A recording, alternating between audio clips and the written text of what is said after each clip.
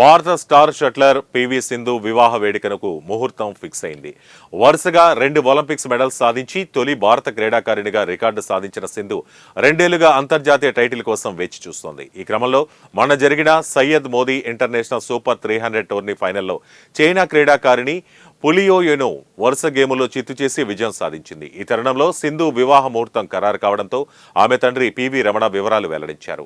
హైదరాబాద్ వ్యాపారవేత్త వెంకట దత్తసాయితో సింధు పెళ్లి ఖాయమైందని, రాజస్థాన్లోని ఉదయ్పూర్లో ఈ నెల 22న పెళ్లి జరగనుందని ఆయన తెలిపారు. డిసెంబర్ 24న హైదరాబాద్లో రిసెప్షన్ ఏర్పాటు చేసినట్లు చెప్పారు.